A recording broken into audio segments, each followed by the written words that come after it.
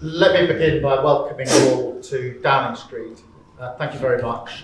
Vladimir, very good to see you here on nearly the 4th anniversary of this awful conflict, at a critical stage now in the push for peace. But we will talk this afternoon about the plan in some detail, but the principles remain the principles that we've operated on for a very, very long time, which is that we stand with Ukraine, and if there's to be a ceasefire, it needs to be a just and lasting ceasefire. And that's why it's so important that we repeatedly set out the principle that matters about Ukraine are for Ukraine. And we stand here to support you in the conflict and support you in the negotiations and make sure that this is a just and lasting settlement if we can get that far. But you're very welcome. Much look forward to our discussions. Thank you very much, Kyiv. Thank you for organizing this meeting. Thank you, friends. Manuel, Friedrich, thank you for our joint meeting.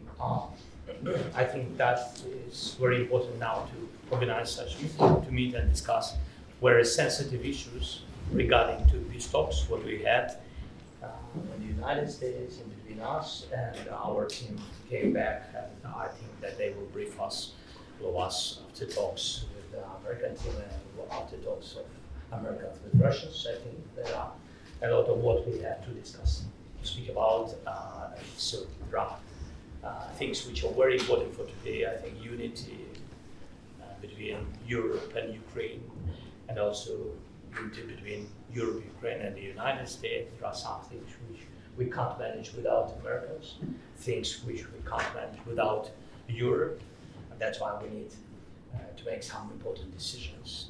So thank you very much for this day. Thank you. Emmanuel. Thank you. Thank you for organizing this this discussion, and thank you, Vladimir, for being with us together with Friedrich. I think we all support Ukraine, and we all support peace and peace negotiations to have a sustainable, a robust peace. And I think we have a lot of cards in our hands.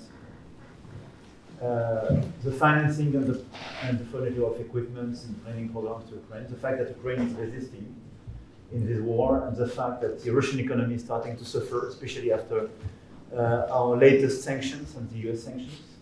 And now I think the main issue is the convergence between our common positions, Europeans and Ukrainians, and the US to finalize these peace negotiations and re-engage a new phase in the best possible conditions for Ukraine, for the Europeans, and for our collective security. Thank you. Thank you, Prime Minister Keir Starmer, for having us here in 10 Downing Street and not today. I highly appreciate that we are having the opportunity to see you, Vladimir, together with Emmanuel, and talking about the upcoming days, because this could be a decisive time for all of us. So we are trying to continue our support for Ukraine, as you know. On the other hand, we are seeing these talks and negotiations in Moscow and in the US. I'm looking forward to hear from you what the outcome of these talks might be. And we are still and remain strongly behind Ukraine and giving support to your country, because we all know that this the destiny of this country is the destiny of Europe. So that's the reason why we are here, trying to figure out what we can do. And nobody should doubt on our support for Ukraine. And this is what we are firmly standing behind, and the outcome is open. I'm skeptical about some of the details which we are seeing in the documents coming from the US side, but we have to talk about that. That's why we are here. Thank you for your invitation. Thank you all. Thank you very much. Thank you.